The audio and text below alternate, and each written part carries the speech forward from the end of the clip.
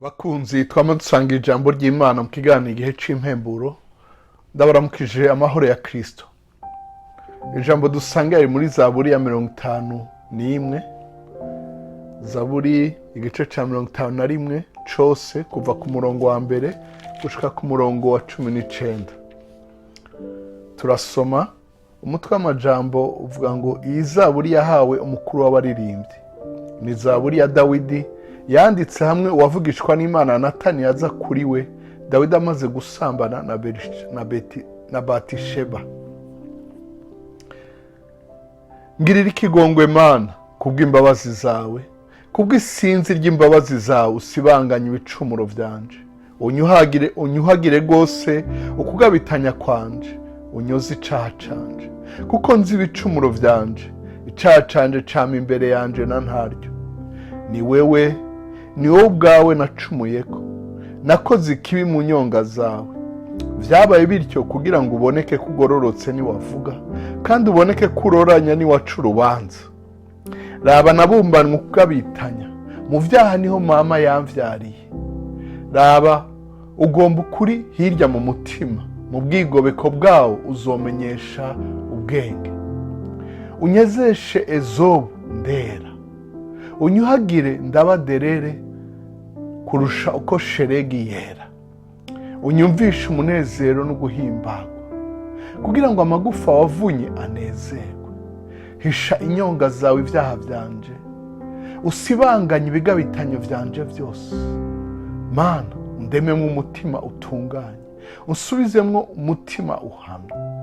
Ntuntekure yo mu nyonga zawe, ntunkure ko mpwemu wawe yera. Unkomorere umunezero w'agakiza kawe, unshigikirishe umutima ushize icira. Niho nzokwigisha inzira yawe abacumura, abanyavyaha baguhindukirire. Unkize umwenda w'amaraso y'umuntu, Mana, we Mana agakiza kanje. Niho ururimi rwanje ruzorenza ijwi ruririmba ukugororoka kwawe. Mwami, teranura iminwa yanje, niho akanwa kanje kazokwamamaza ishimwe ryawe. Nuko utanezerwa ibimazi mba mbigushikaniye, ntuhimbarwa n'ibimazi vyoshejwe. Ibimazi Imana ishikanirwa ni umutima umenetse. Umutima umenetse ujanjaguwe, Mana, ntuzowukengera. Ugirire neza Isiyoni nk'uko haguhimbara, wubake inzitiro z'amabuye z'i Yerusalemu. Niho uzonezerwa n'ibimazi bitunganye, nivyo bimazi vyoshejwe, n'ibimazi vyoshejwe bidasonoye. Niho bazoshikanira amamasa ku gicaniro cawe. Imana ishimigwe iki gisomwa. Mukundwa ariko uratwumviriza uri wenyene canke abadukurikira muri benshi,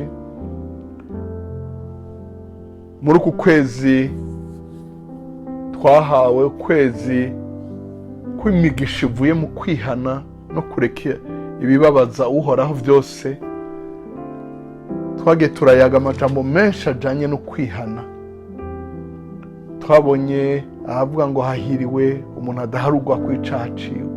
Muri Zaburi hariho amajambo menshi twogenda turabako, ariko ijambo nyamukuru muri iri nuko ukwihana kuguha intango nshasha. Ukwihana kuguha intango nshasha. Uyu Dawidi yatahuye ko naho yavuke mu vyaha, naho umuntu wa kera muvyukiranya akamusubiza mu vyaha akamukoresha ibintu bibabaza uhoraho, yaratahuye ko uhoraho ashobora kumuremamo umutima mushasha. Uhoraho ashobora gukora ikintu gishasha muri we. Uhoraho wenyene niwe abishoboye, si dini, si bimazi, si migenzo y'inaka. Ishengero ni ryiza, kwaturira abaturongoye mu vy'impwemu ni vyiza cane, ariko umutima umenetse wemera icaha, icaha ukacita icaha, ikosa ukaryita ikosa, ikibi ukacita ikibi. Ntugerageze kugisiga amashurwe no hindukira ngo urabona ngo nabikoze kubera naka, ngo urabona ngo jewe nivye kubera nshonje, sinivye nka babandi barondera ubutunzi burenze gusa, je nivye kubera nashaka kugaburira umwana. Oyaye, icaha ni icaha, reka tucihane, reka twinginge Imana, tuyibwize n'umutima umenetse. Ivyo nivyo bimazi bihimbara, ivyo nivyo bimazi binezereza, umutima umenetse. Nukuri Imana iguhe intango nshasha, ikuremere umutima mushasha, ihindure, ikureyo umutima w'ubwibone, ikureyo umutima utizera, ikureyo ikintu cyose kibabaza, ariko iguhe kirya.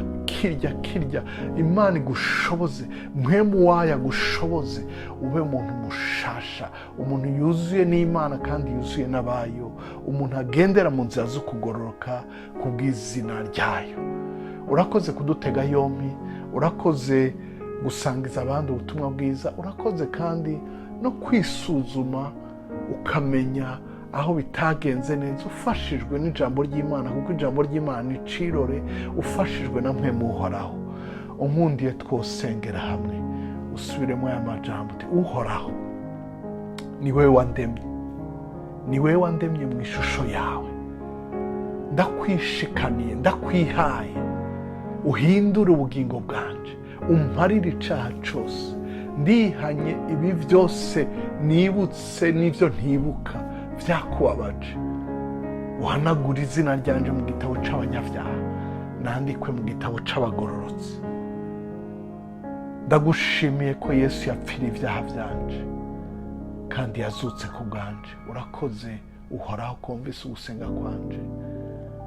Mpwemu yera umfata ukuboko ndongore mu nzira zo kugororoka, mpesha icubahiro Imana yanje, kandi mpesha amahoro abo Imana ashize ku nzira yanje bose.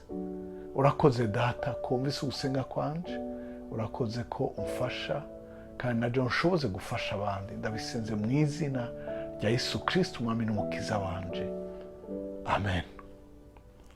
Murakoze, mugire umunsi mwiza, mugire ijoro ryiza, mugire ibihe byiza aho muherereye hose.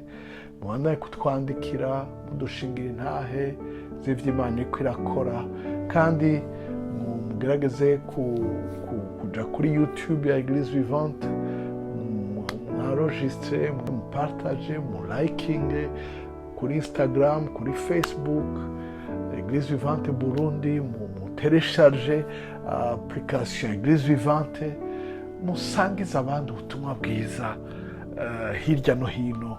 Abantu banyotewe, turumva baronka ubutumwa bwiza bari Arabie Saoudite, turumva baronka ubutumwa bwiza ahantu hatari amashengero, bagapfukama bakakira Yesu, abandi bakuzuzwa mpwemu yera, abandi bagakira ibyago bikomeye by'ubugwayi n'amadeni n'ibindi biremereye bafashijwe n'Imana. Imana ibahezagire, muragahezagirwa n'uwabakunze. Amen kandi amen.